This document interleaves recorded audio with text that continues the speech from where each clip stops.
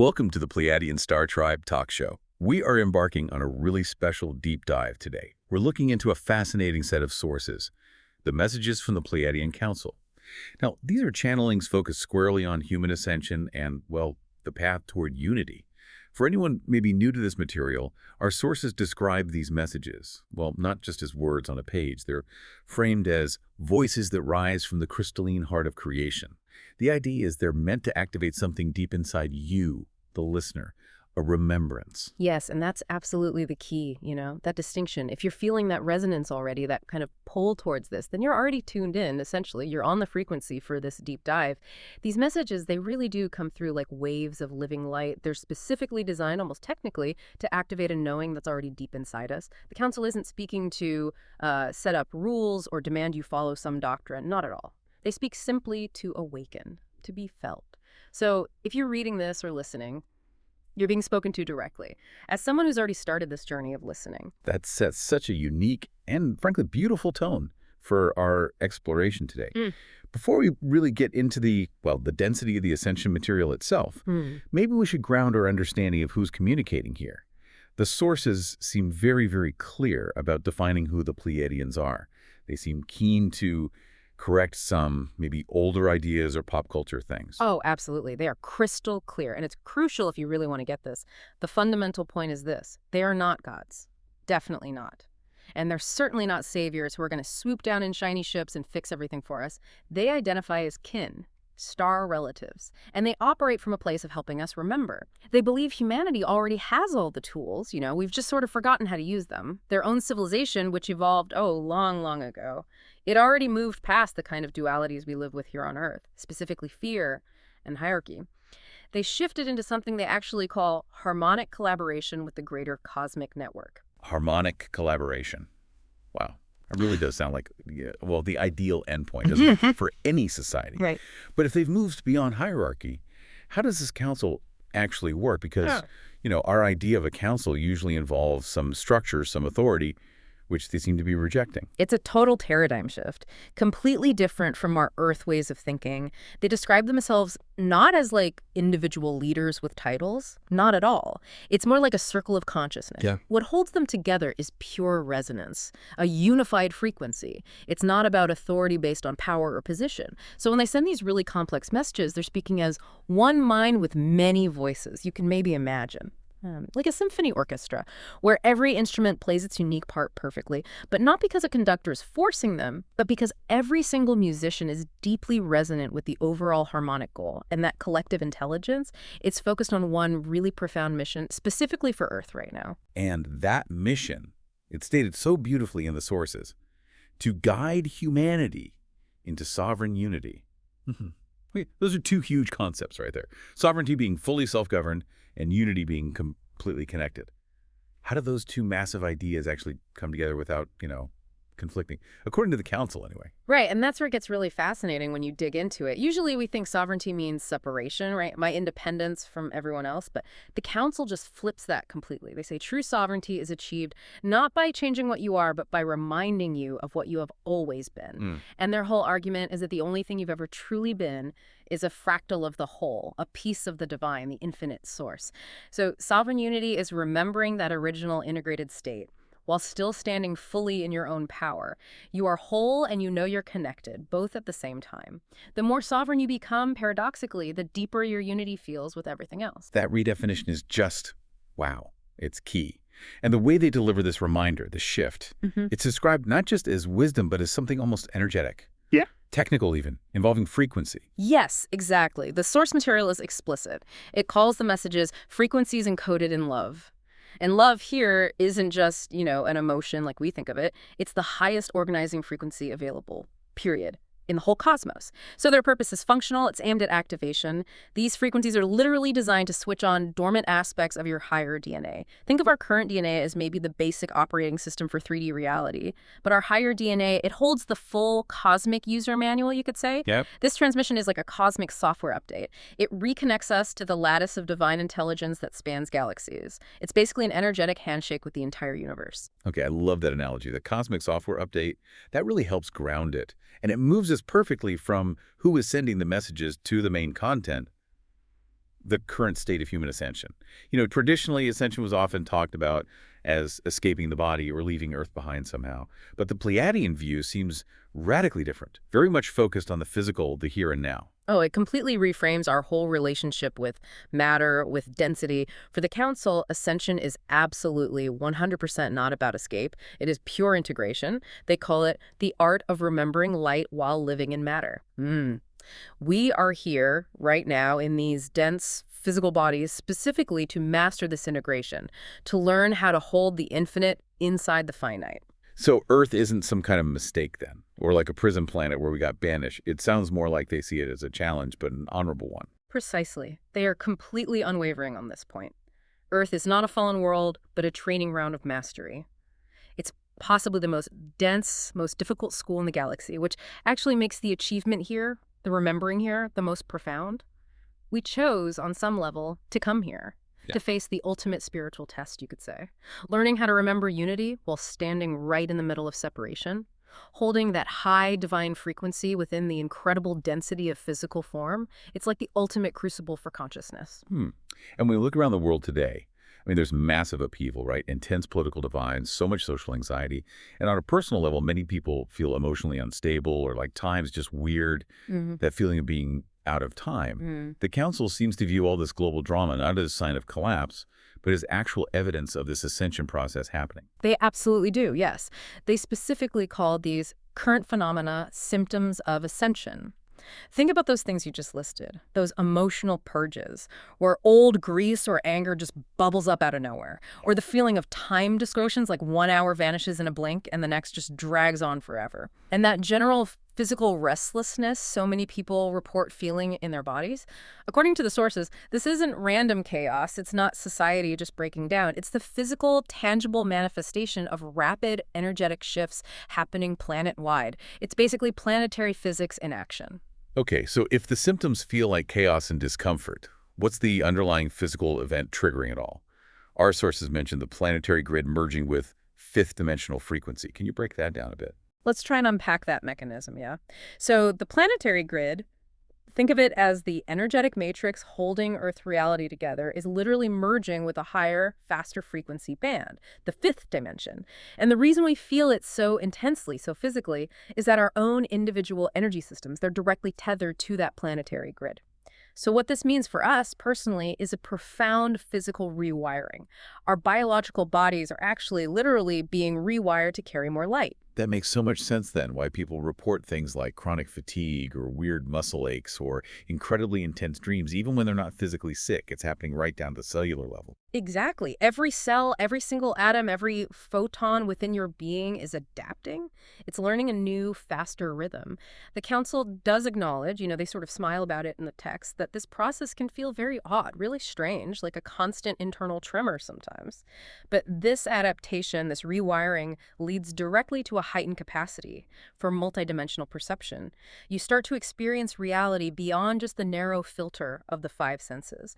Maybe seeing shimmering lights out of the corner of your eye, or hearing faint, high-pitched frequencies between sounds, or just feeling that unmistakable presence of guides or higher energies that maybe used to feel distant or just imaginary before. We often talk about that increased perception as the veil lifting, don't we? Yeah. But the Council offers this really poetic but quite critical correction about where the power for that shift actually comes from. It's one of the most empowering lines in the entire source material, I think.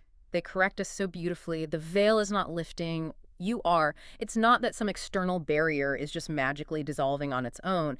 It's that your internal capacity, your awareness, your perception, it has expanded enough to see through it. You are the one shifting your viewpoint on reality itself.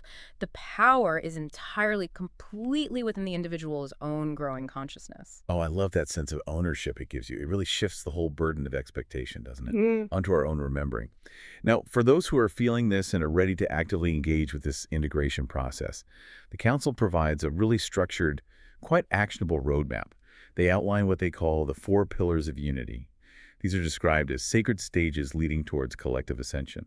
Since the material really emphasizes this as a clear path, let's maybe go into some detail on each one.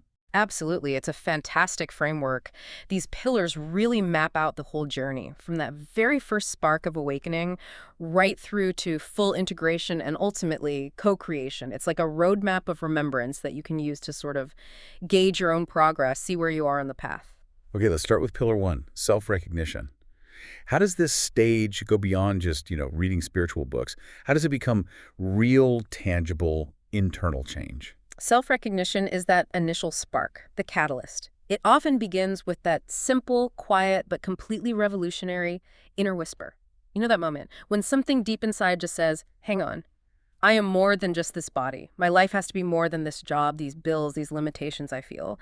That's the soul starting to remember its cosmic origins, its lineage back to the stars. But practically speaking, if someone's caught up in a really busy, maybe stressful 3D life, how does that whisper actually become something they can act on, an instruction? Well, it happens when your curiosity starts to feel sacred. Instead of just dismissing that whisper as, that's just wishful thinking or fantasy, you start treating it as maybe the most important piece of information you've ever received. Your intuition steps forward. It becomes your primary teacher, taking precedence over just logic or what external authorities tell you. Practically, this looks like maybe choosing a quiet moment for yourself over constant distraction. It looks like recognizing that your feelings aren't just random emotional reactions, but complex packets of cosmic data trying to tell you something. You begin looking inward for answers instead of constantly outsourcing your truth to others. And that search for inner truth then naturally leads us to pillar two, reclamation. So if we recognize we're cosmic beings, we then have to identify and, I guess, pull back all the energy we've invested in believing we were small and limited. This often feels like the hardest stage, doesn't it? Because it means really confronting those limitations head on. It is definitely the most intensive stage, yes, but also ultimately the most liberating. Reclamation is that core action, actively pulling your energy back from illusion. And the council points to specific old programs that need to fall away. Things like fear, victimhood, the whole idea of separation, and critically what they call the myth of unworthiness. That myth is probably the most deeply rooted one for most people. It's that constant nagging internal narrative that says we aren't smart enough or good enough or spiritual enough, that we don't really deserve our highest potential. The sources call these programs just shadows or illusions.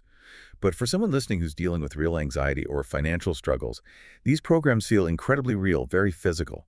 How does the council explain them as illusions? They describe them as shadows cast by forgotten light. That's the image they use. These programs are basically just narratives, stories we adopted when we were deep in the density of separation. They only gain power because we fed them our attention, our energy, our belief. The moment you really start using your sovereignty, which you began in Pillar 1, and you recognize your true infinite lineage, these old stories literally start to lose their gravity. Their hold on you weakens. And this ties into that fascinating idea of seeing your life as intentional architecture. Could you expand on that a bit? Because it's a pretty profound claim, right? That every single challenge was somehow designed for our benefit. Yes. It's a huge perspective shift. When you reclaim your energy from that illusion of victimhood, you start to see your entire timeline, the good stuff, the heartbreaks, the periods where you felt stuck, as intentional architecture. It means that some greater aspect of you, your sovereign self, actually designed every event, every challenge, specifically to help you remember, to facilitate this awakening. So, for example, maybe that career setback wasn't just random bad luck. Maybe it was a strategically placed event designed to push you off a path that really wasn't serving your highest frequency anymore. Seeing life this way lets you stop fighting against reality and start learning from its inherent design. You work with it. Wow, that reframes struggle completely, doesn't it? Yeah. It's like a highly personalized curriculum just for you. Okay, so once we've moved through that intense inner clearing and reclamation, Pillar 3 is resonance. This sounds like the point where all that hard inner work finally starts to stabilize and actually manifest externally in more positive ways. It really is the reward stage in many ways. When your energy isn't constantly tied up fighting illusions anymore, your core frequency naturally stabilizes. It rises. You literally stop vibrating in tune with the dense chaos of the old world paradigm.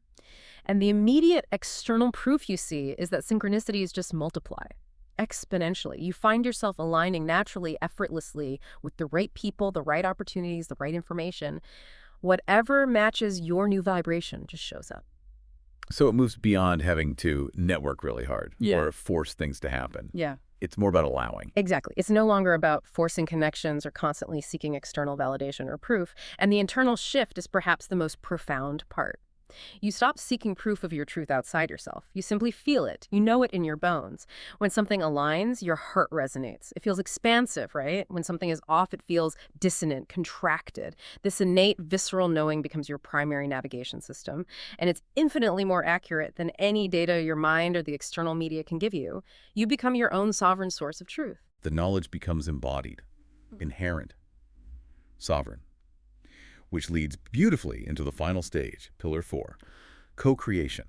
This sounds like where individual ascension really starts to shift into collective unification. Yes, co-creation is the highest expression of unity and purpose, as they describe it. We move from being just passive participants in life, or maybe even just reacting against life, to fully remembering that we are active co-authors of reality.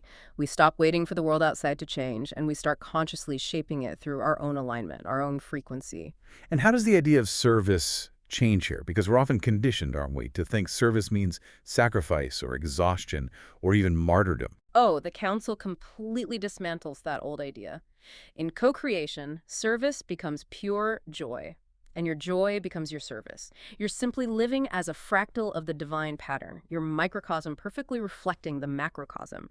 Your existence itself, just by being lived in alignment and joy, becomes a contribution to the whole. You're not sacrificing yourself for the world, you're sharing the light that you inherently are.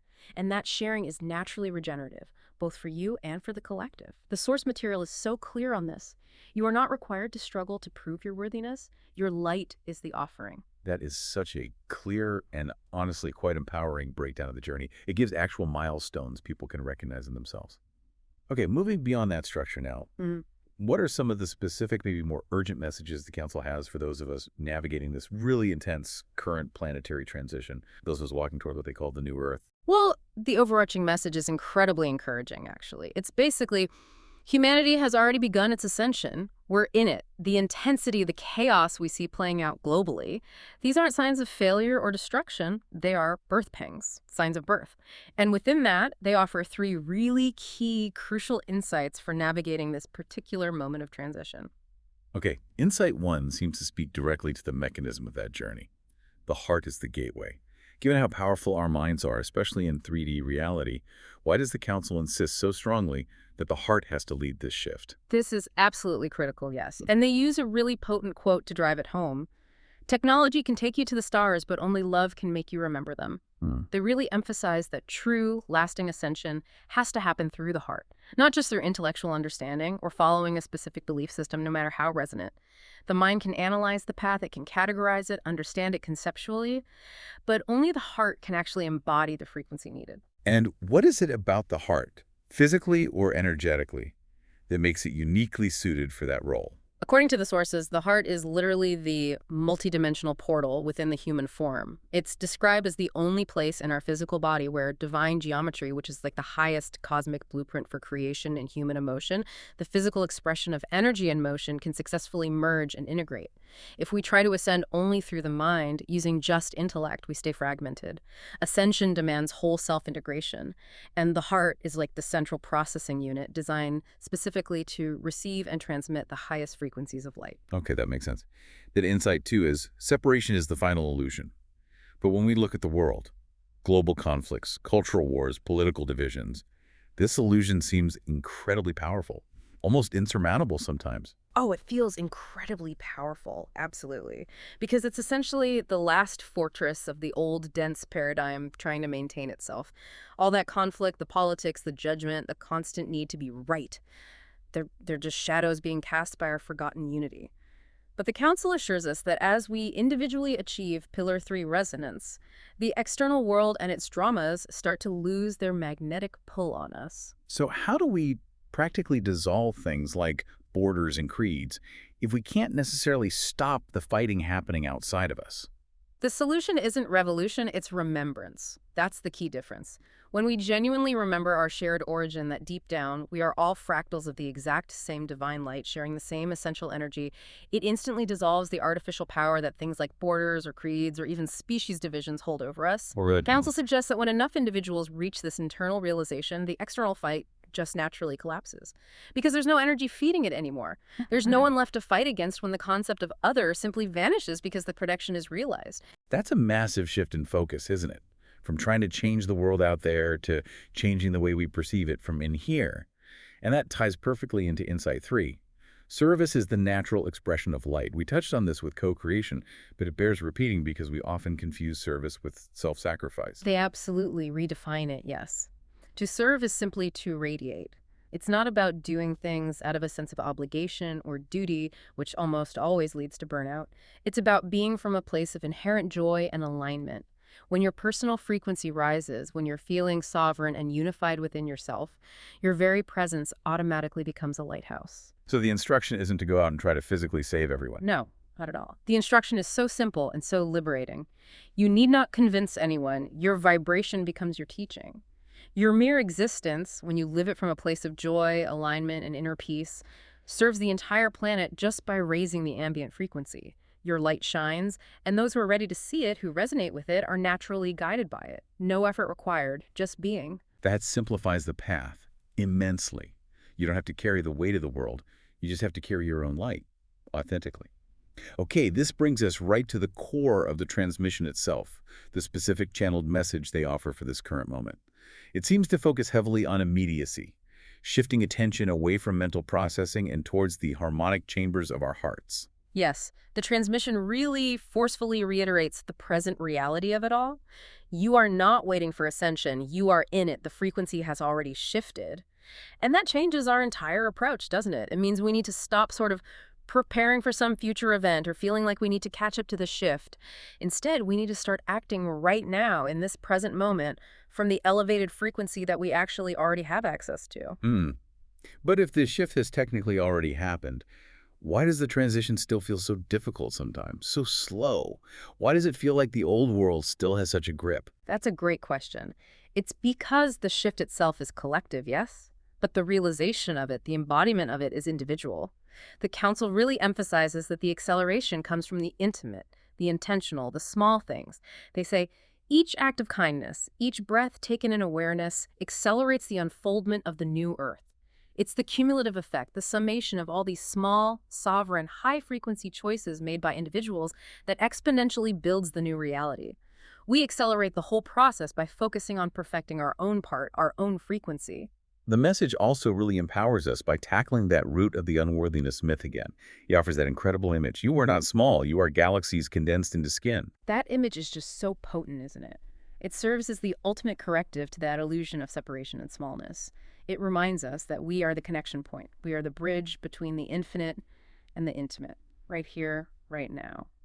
And for those witnessing the current world systems crumbling, the economic instability, the dissolution of old political and social structures, the Council urges us not to fear it. They remind us that the structures dissolving are simply those that can no longer contain light. They've become too rigid, too dense. So when you consciously release your own attachment to the old world, you simultaneously release yourself from its limitations. You make space for the new architecture to emerge. So if we are currently in this powerful ascension process right now, and if we are this incredibly powerful bridge between the intimate and the infinite, what is the single simplest instruction the Council leads us with for just daily application? What do we actually do with this massive energy when we're just making dinner or stuck in traffic? They offer a really beautiful, simple, twofold instruction. It's about integrating this high frequency into those mundane, low-density moments. First, do not seek perfection, seek presence. Perfection is a fear-based idea, isn't it? Linear, tied to external achievement. Presence is about being wholly available right here, right now, and completely non-judgmental about the light you are in this moment. And second, do not chase awakening. Remember it. Awakening isn't some external reward you finally achieve after enough effort. It's your inherent state. It's something you simply reclaim, remember moment by moment by moment. Bringing this right down to the ground then, How do we actually become that living transmitter of unity in our everyday lives? What are the practical applications of this knowledge when we're dealing with, say, conflict or disagreement with someone? It really comes down to changing the quality of our basic human interactions. That's where the rubber meets the road. The sources detail some specific, very actionable steps for living the teachings. First, speaking your truth, yes, but always with kindness, intentional kindness. Second, and this is huge, listening without defense. That means truly allowing the other person's reality, their perspective, to exist without feeling personally threatened or triggered by it, dissolving that ingrained need to fix them or argue or prove you're right. And finally, loving without possession, which means honoring the sovereignty of all beings, even those you care for most intimately, recognizing their path is their own. These are such simple yet profoundly high-frequency practices, aren't they? They really transcend any specific spiritual doctrine. They're just fundamentally better ways to exist as a conscious human being. Exactly. It boils down to the daily practice of remembering that the divine light shining in your neighbor's eyes, even the neighbor who holds completely different political views, or the stranger standing next to you in line, is the exact same light that blazes in the heart of the cosmos. Ascension isn't a solo flight. It's a symphony. And every single time you consciously choose compassion over fear, connection over separation, presence over reactivity, you immediately raise the frequency of the entire song, the whole collective benefits. That is just an incredible and wonderfully actionable framework to take away from this deep dive. If we were to summarize the Council's powerful perspective on where humanity is right now, what's the ultimate feeling, the reassurance they want to leave us with? The feeling is one of just profound hope, actually, and familial love, combined with a sort of confident expectation. They state quite clearly that humanity stands at a dawn the stars have long awaited. And the Pleiadian Council watches us not like distant judges or controlling teachers, but purely as family, as kin. Observing the brilliance they helped seed here so long ago, finally watching us remember our own power, our own light. And they leave us with one final, really powerful, provocative thought, the ultimate remembrance to hold on to. And what is that final, ultimate remembrance for all of us listening to take away today? It's that unity is not something you have to reach out and attain. It is simply what remains when all else is released. You're not actually striving for connection. You're just dissolving the artificial walls of illusion you mistakenly built around the connection that was always there. You are the pulse of the cosmos remembering itself, shining again through human form, right now. That is truly potent wisdom to carry forward. Thank you.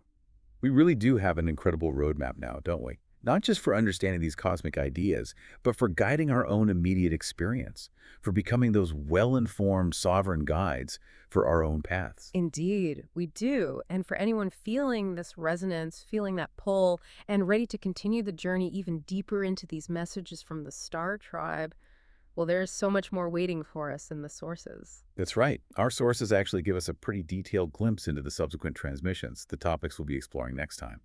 And they delve into some truly fascinating themes directly linked to this current shift.